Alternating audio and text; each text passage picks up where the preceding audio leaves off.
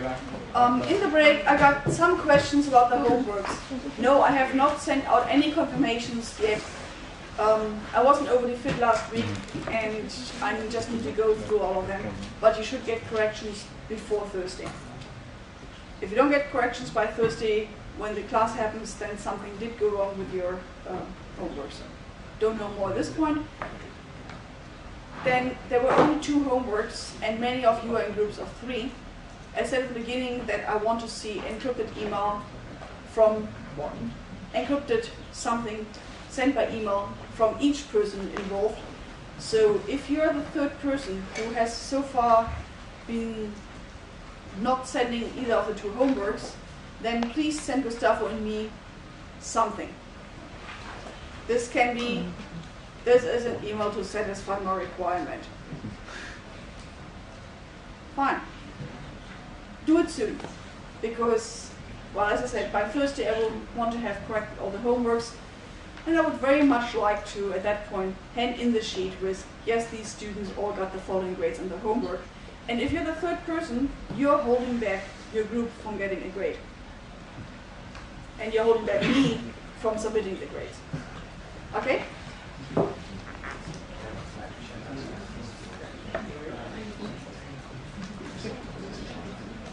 Since I've been diverging from lecturing, I briefly talked about what I expected to do with polynomials. There's also one question about the order of polynomials.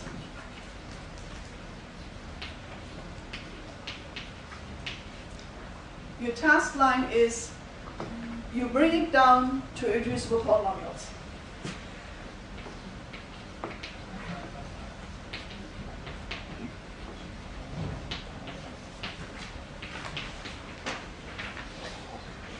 Then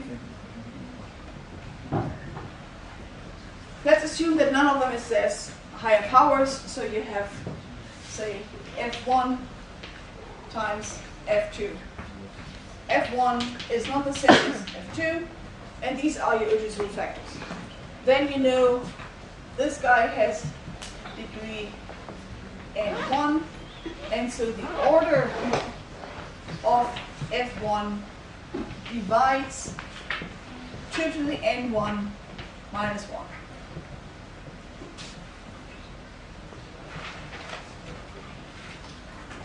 You need to compute 2 to the n minus 1. The degree won't be gigantic because, well, you have recognized this polynomial as one of the reducible ones. But let's assume that degree was 5 because I really had a bad day and I wanted to blame myself. So let's assume you have an irreducible polynomial of degree 5. Then this 2 to the 5 minus 1 is something that you compute by head or by a calculator. You're getting 32 minus 1 is 31. I kind of expected to remember that 31 was prime. If not, well, run a quick factorization in your head, run up to square root of 31, which is less than 6. No, we haven't found any factors, so yes, 31 is prime. So if it's a divisor of a prime number, that means the order is 1 or that prime number. There aren't that many divisors. So try them.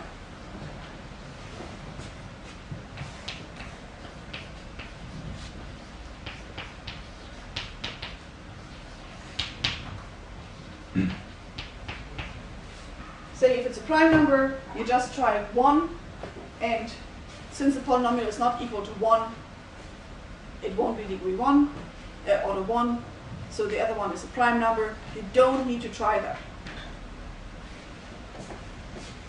So we try the proper divisors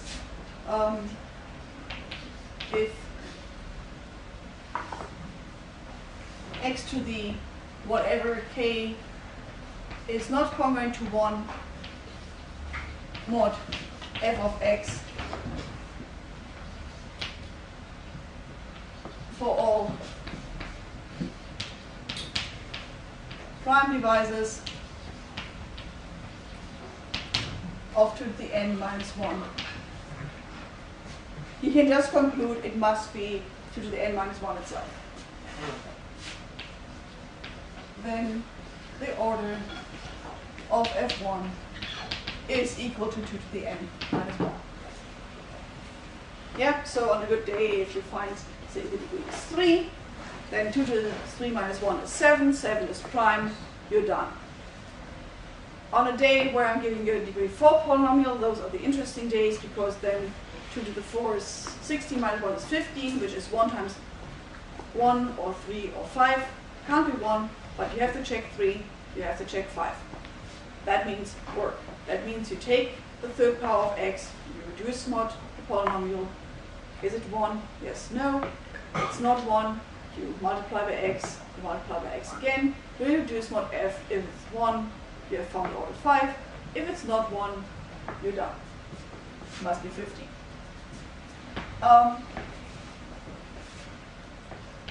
If this includes some fi to some exponent, which is not just 1 or 0, just 1, we don't have any nice theory. That means you just have to try it.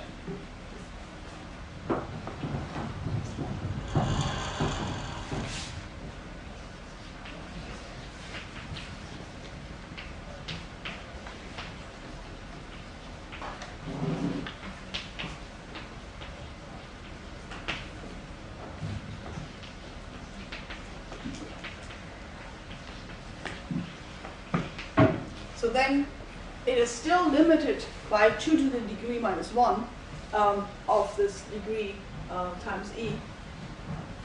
And we just have to try all numbers up to there.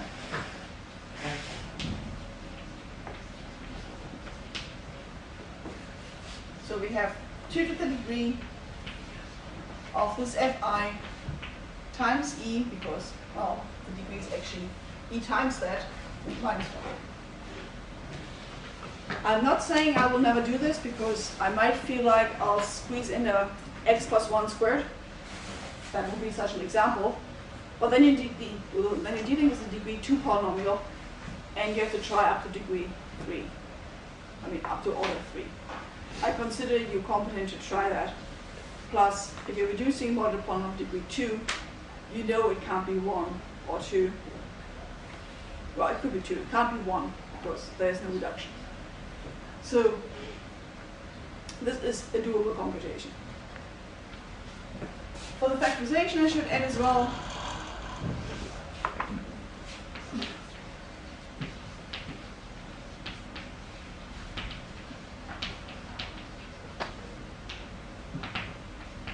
so if you encounter a polynomial of degree 4 and it doesn't have any root, and f of 0 is f of 1 is 1, you still have to test whether it's divisible by x squared plus 1. And let's assume that x squared plus x plus 1 does not divide f of x. Then f of x is irreducible.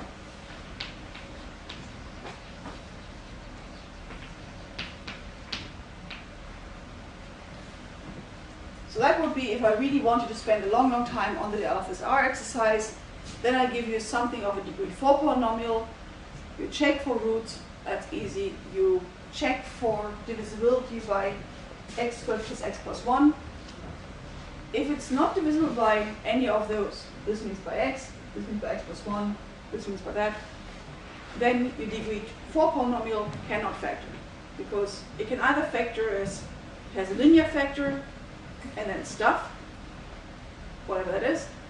So then this one is either x or x plus 1. We check those. Or it factors like this. So we have two factors of degree 2, and then it must be an irreducible polynomial of degree 2, and there's only one irreducible polynomial of degree 2, namely that guy.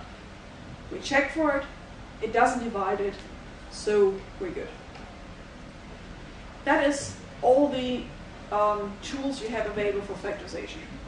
That also means it must be doable with that level of tools.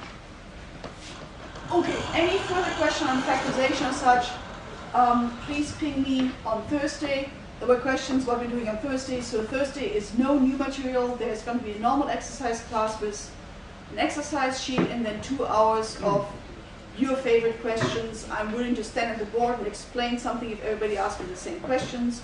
You can send me your favorite questions by email before, and I might consider talking about it, or go like, nah, nobody else has this question, I'll talk about this in private.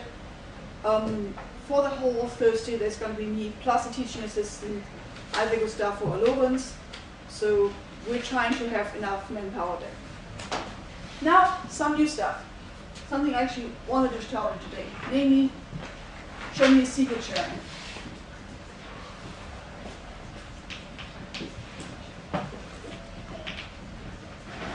More fun stuff with discrete logs. So let's assume that you have a very high value key. You're a bank, and this key is the key to all the transactions. Then you might decide that even the director alone is not trustworthy, and hey, maybe you don't want to get the director into situations where he could be kidnapped and be forced to give it up, so it's protection on all sides. So you don't want any single party to ever have the key. What Shamir Secret Sharing is doing, as the name suggests, is it takes a secret and spreads it over multiple people. So you could imagine like a physical key which you cut up into pieces, and then all of us have to come together to do the pieces together, and then we can open a door. The nice thing about math is that we can do something where it's not just everybody has to be there or it doesn't work, but we can do something intermediate. We can have all of us have a share of a secret, and as long as the 5 of us are here together, we can recover the secret. So you can have an access structure where you require 4 people.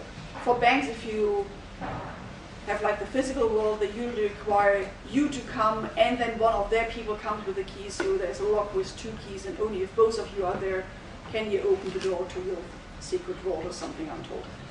They're actually pretty cool vaults. So if you ever find yourself in Amsterdam in the Beurs van Berlage, at the basement they have an amazing room which has like a gigantic thick vault door and has locks all over the place. At some point we're thinking of running an event there. We're really excited to have like coffee breaks there. I hear now it's made into an escape room, so you get a real hard escape. So if you fail, I think you're tough luck because the walls are really thick. But those are like physical security which are implementing secret sharing in a physical world that you have to have keys. And then they do some access structure of you have to have at least 2 people there by having physical keys shared out, and you need to have 1 person for that lock and 1 person for that lock. So it's like 1 out of all these holders, 1 out of those holders. We're going to do a little bit simpler. We're all equal. Each of us gets the share. You can imagine ways of making some people more important. Say, you guy there, you're important. You get 2 shares. So if you're there, you only need 3 other people. Sorry, guy. You need 4 other people. So you can, of course, make some shares bigger than others. But let's do the basic thing. So we want to share our secret S in a way, among n people,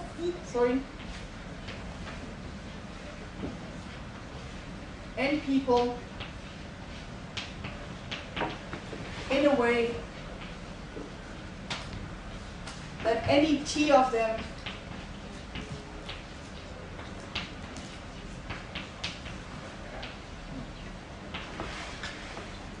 can be covered as.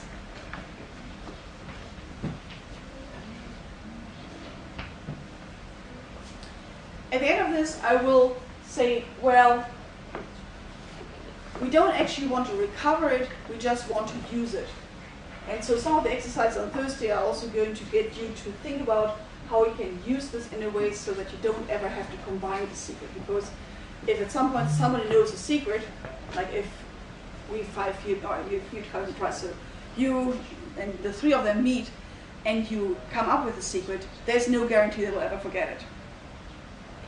So we actually don't want to use it in a way to recover a secret, we want to do something which is just as good as recovering the secret.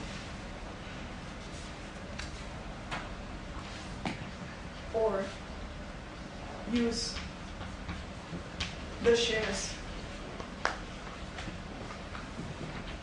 in an equivalent way. So this is kind of fun, we will see later.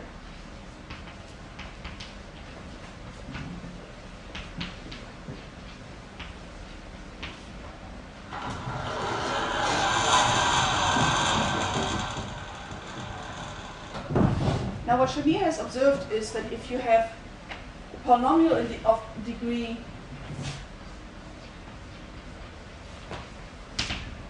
t minus 1,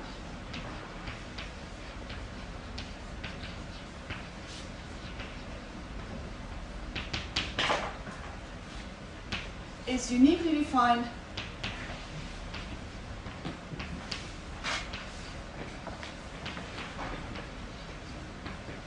by the values at t points.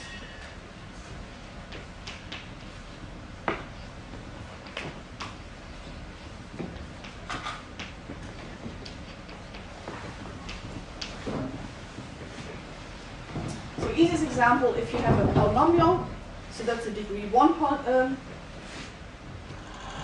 you have a line, so you have a degree 1 polynomial, then you draw in y-axis, which is f of x, and we have our function here, x. If you know one point and another point, then you can uniquely draw a line for it. Well, you do better on your sheets. So if you have y is lambda x plus mu is fixed by just 2 points.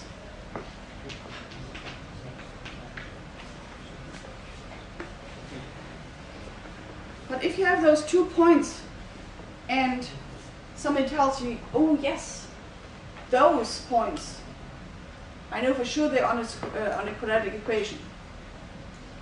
Your quadratic equation might be this one, might be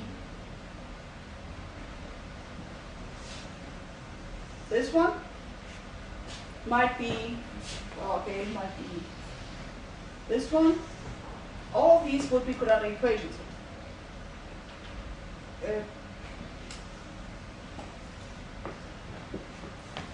So 2 points doesn't tell you anything, don't tell you anything about what the quadratic equation is. But 2 points on a quadratic equation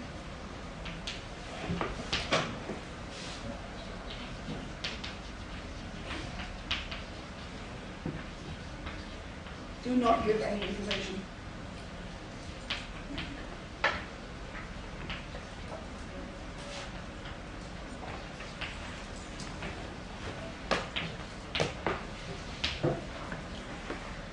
So what Shamir is doing is somehow encoding the secret into a polynomial. And well, from n out of t share is going to be a degree t minus 1 polynomial. And then t people can recover the polynomial, and any smaller number cannot recover it. So what we're going to do is we're going to pick t minus 1 random values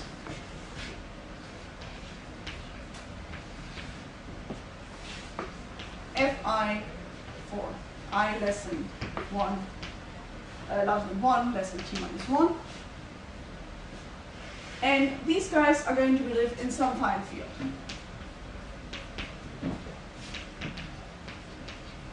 In some big fine field.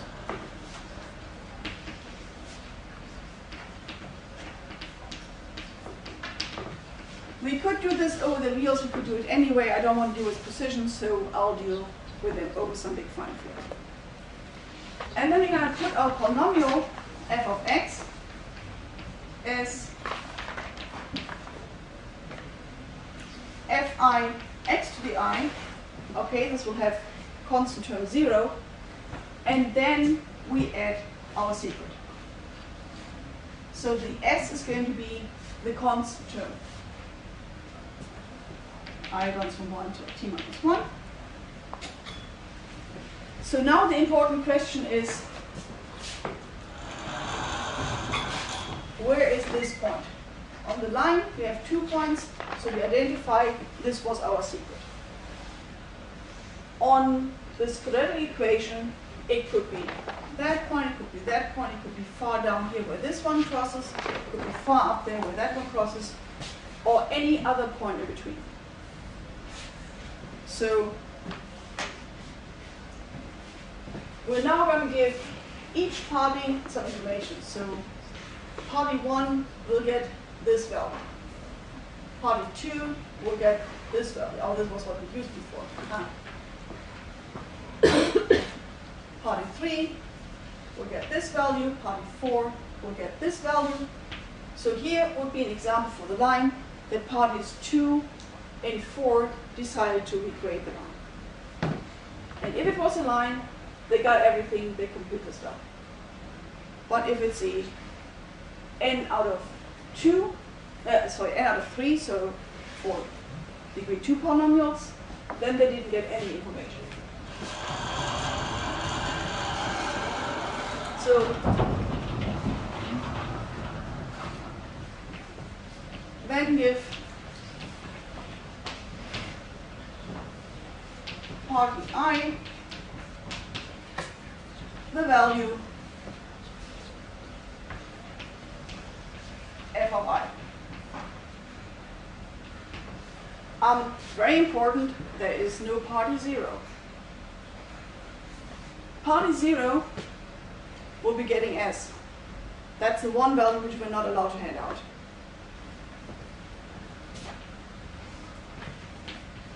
So I in this party thing is never 0.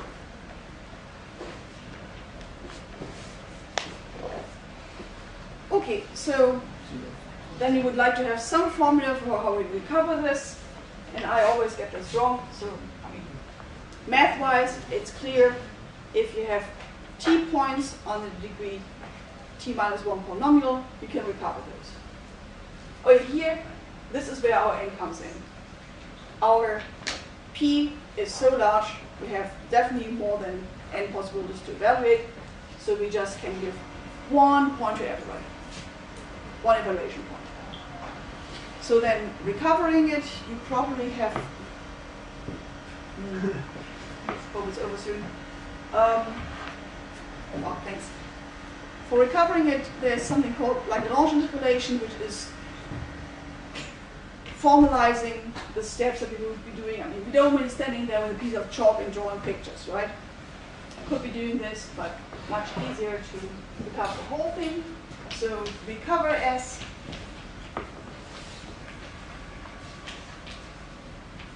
by using Lagrange interpolation.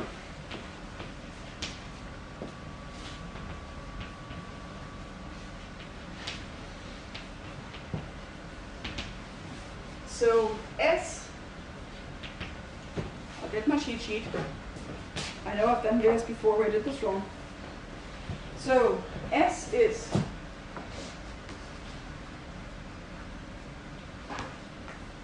and we're now running through T parties. So we're running through J is 1 till T. And let's assume that the people who were, like you have 4 here, or some 5 there, who are willing to combine the shares, have the shares ij. So the double indices means, well, it's not just necessarily the first 5, it is any 5 out of them. So there are t shares that we have. We take those values and then multiply them by the product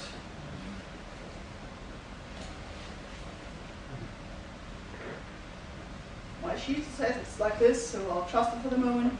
IL divided by IL minus IJ, where L runs from 1 to T, and okay, if J and L are the same, I'll be bad, so L is not equal to J.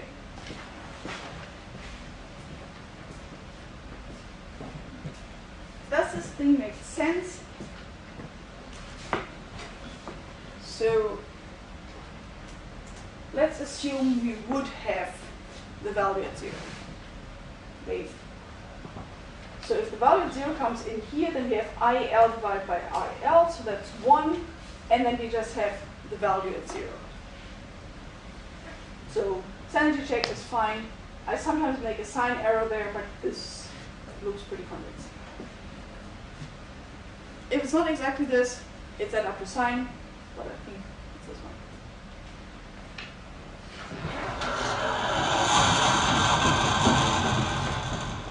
So this takes T shares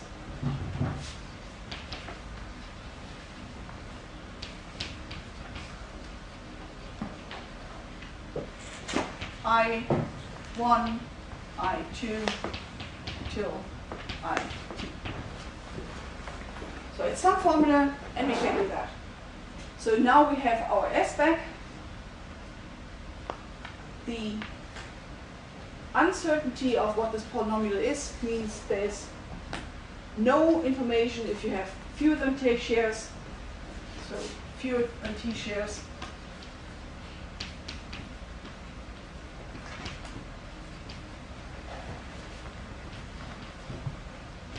Carry no information about S.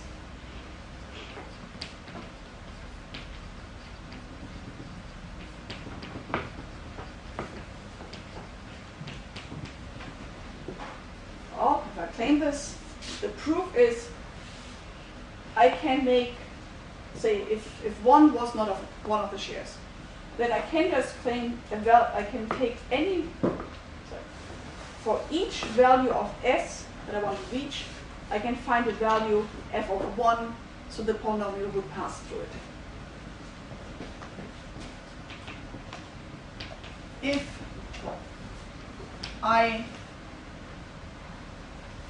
this index I, well, J, K, L, K, K is not used. K is not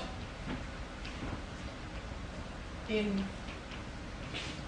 the set of I1, I2 till I, now I have T minus 1, then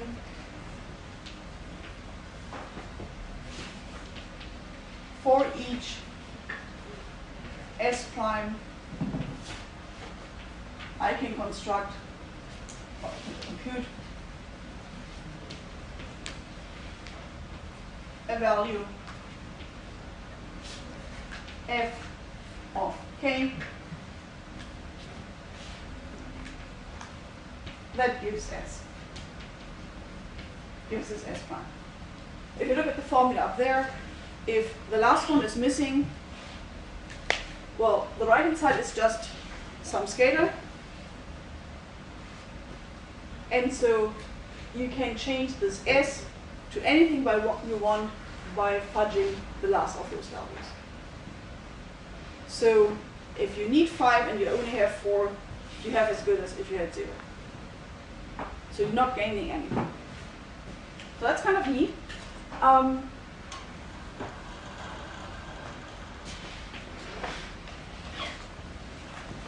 Don't ever combine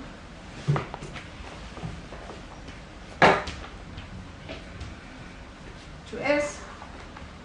For example, if you have you did your Hellman key exchange, you've shared out your secret exponent, then what you would be computing is Bob's value to your secret. Now this is a secret which you've shared out, which is the same as Bob's value to this mess up there, so to the sum of the Fi, the product of the IL minus Ij stuff. Now, we can compute this in shares locally in a way that we use the discrete log, so that nobody can actually get S, but we all get the power of S. So the only secret values are these guys here. These are our personal secret.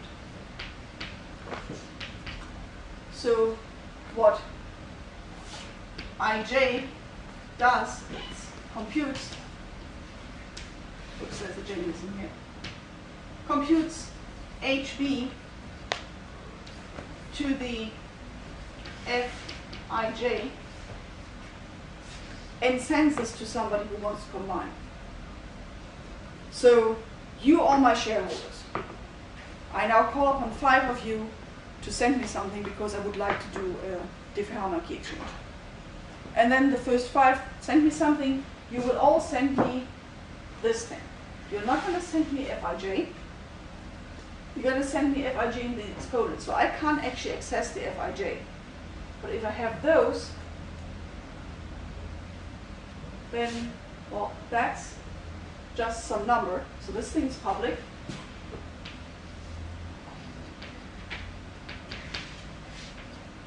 So I'll just combine here at the end. So it's going to be sent to the combiner, i.e. me. And now I take those guys, I take those HB to the Fij. I look at, okay, who are the people who sent me those?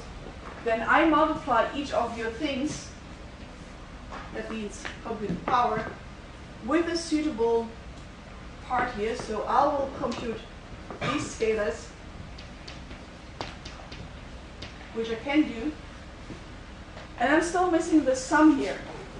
But a sum of the exponent means it's a product of the values. So then I compute these over all of you nice guys who send me the shares. And I have never seen S. But you have all contributed to this. There's a few, and I'm out of time, I know. There are possibilities to reshare. If you have T1 out of N1, you can reshare this in a way that each of those people has to do some computation, and you get it to some T2 out of N2. And from that, you can say, well, we never ever needed to have an S in the first place, so we can generate S in parts as the sum of Si from 1 till T, at which point we have a T out of T scheme.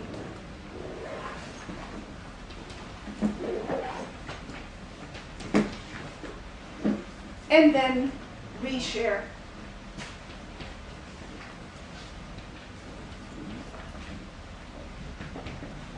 So S is never computed.